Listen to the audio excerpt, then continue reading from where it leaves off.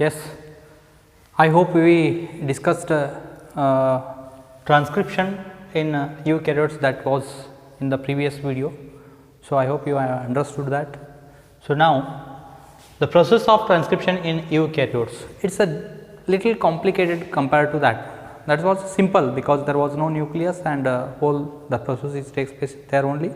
And so, in eukaryotic DNA and prokaryotic DNA is also little difference is there. So, here coding base pairs and non-coding base pairs will be there. That means base pairs are nothing but the codes. So, after this video we will go for the genetic code. So, we can understand what is triplet codon and codon, right. So, they are in consequent 3 nitrogen bases pairs are together, we call it as triplet codon. So, each codon can carry helps to carry that one amino acid. So, we will understand that later. So, here there are 3 enzymes, see 3 enzymes are there.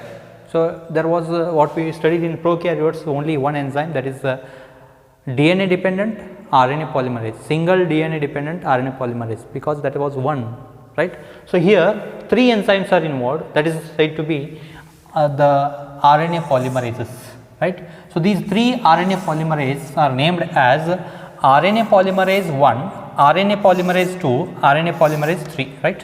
So, these are the first RNA polymerase first, RNA polymerase second one, RNA polymerase third one, right. There are 3 are named like this.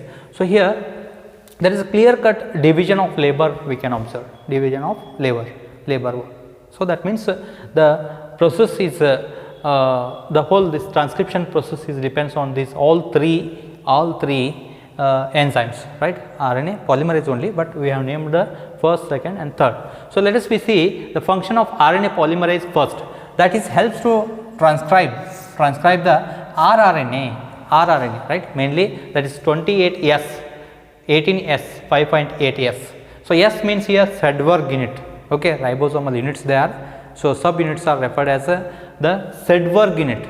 So, Sedberg unit, right. So, 28S, 18S and 5.8S are said to be rRNA, ribosomal RNA, which is transcribed with the help of RNA polymerase 1, right. So, next one, the RNA polymerase 2 can proceeds with the transcription of, so that is the precursor mRNA, what we call precursor mRNA.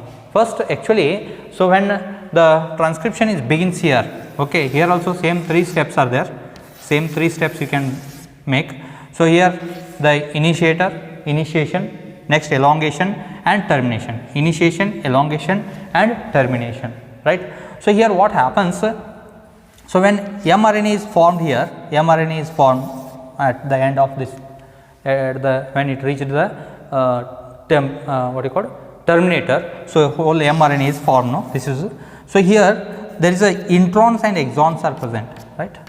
So, mRNA shows that introns and exons, later we will discuss what is introns and exons. So, one is called exon and another one is called introns, exons, introns, like this, right. So, later we will discuss that what is exons and introns. So, now the second polymerase, this one polymerase, RNA polymerase second, so which forms the precursor mRNA. This is what exons and introns. Exon is nothing but that is coding region, intron is nothing but, so that is introns, right,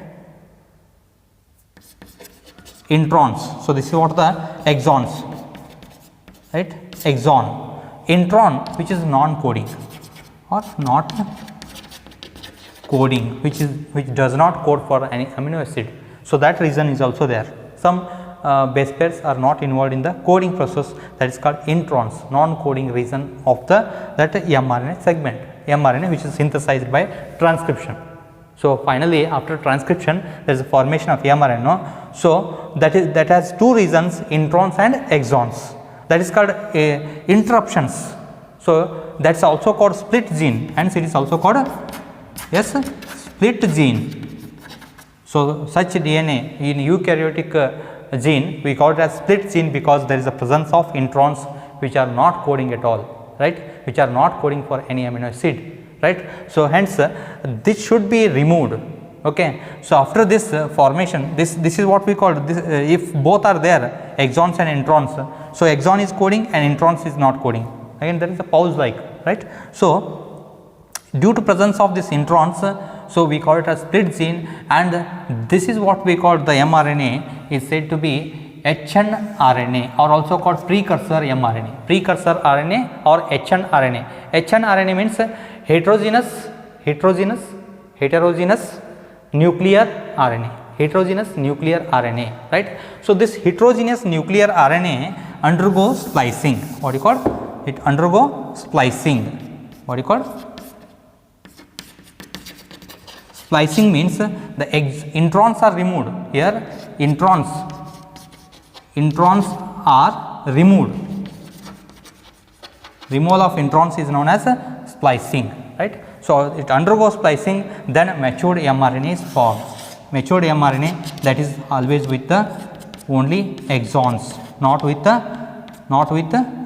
introns. So, even capping is also formed here, and there is a polytail is formed. So, this is what the matured mRNA is formed, right.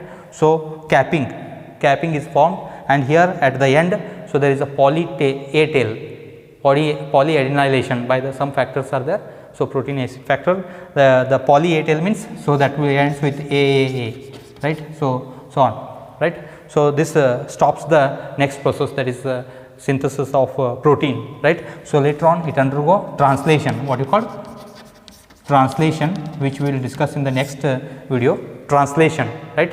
So, after understanding the genetic code, we can understand this translation. So, that will be discussed in the next video. So, try to understand here. So, these three polymers are involved in the eukaryotes, but in prokaryotes only one polymerase, RNA polymerase was involved. So, all functions are carried out by the same enzyme, but here three different enzymes are involved. That is what we call it as a clear cut division of labor. So, different work is done by different enzymes, that is what the division of labor, right. So, here precursor mRNA undergoes splicing, later on there is a formation of a mature mRNA. So, this mature mRNA, so with the help of tRNA and ribosomal RNA in presence of amino acid in the cytoplasm, so what happens, the polypeptide is formed, that process is called translation. Translation will be discussed in the next video, right. So, and third, this one is forming the polymerase third. The polymerase third is helps to formation of what you call tRNA, and tRNA or 5SR RNA, 5SR smaller ribosomal RNA, or this one snRNA. snRNA is nothing but the small nuclear RNA, In this way, the polymerase 3 is mainly produces the tRNA, and RNA polymerase 2 forms the precursor or hnRNA, and polymerase first transcribes the rRNA. You remember this one, these three important enzymes and their functions. So, here also all the remaining steps are similar, both steps are here similar, you can consider, right. This is what the thing, and another one what you called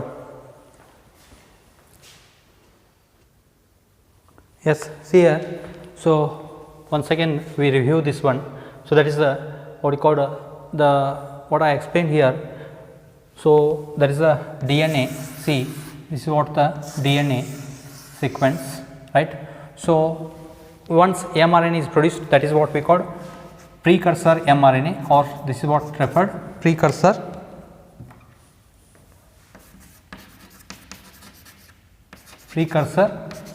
mRNA or hnRNA, right, hnRNA, which is undergo processed, right. So, processing is done with the one is splicing, as I say, the removal of introns. Introns are said to be, which are said to be non-coding sequence, right. So, exons are said to be coding sequence, right. So, the removal of introns, then the only exons are joined. So, this is what we call the mRNA.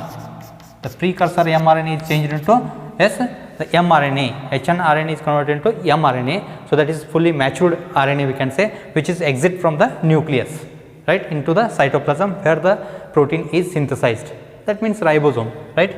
So, here this another additional two processes which are takes place along with this splicing. So, there is a capping. Capping means there is unusual nucleotide that is called nucleotides, that is referred as one of the example methyl guanosine triphosphate. Methyl guanosine triphosphate is added at the beginning of this one, right. So, here this is what we call capping, right, we call it as a capping. So, this is the cap, we can simply we refer it as cap, okay, capping process. So, capping is done with unusual nucleotides which are attached at or added at 5th prime. This is what we call 5th prime, right, 5th prime, and this is the 3rd prime this side, okay. So, this is another one of the process which is takes place in the hnRNA, that is precursor RNA.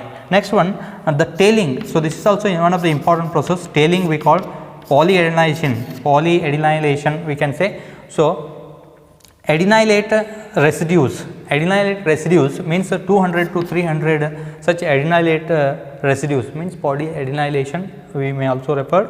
So, are added.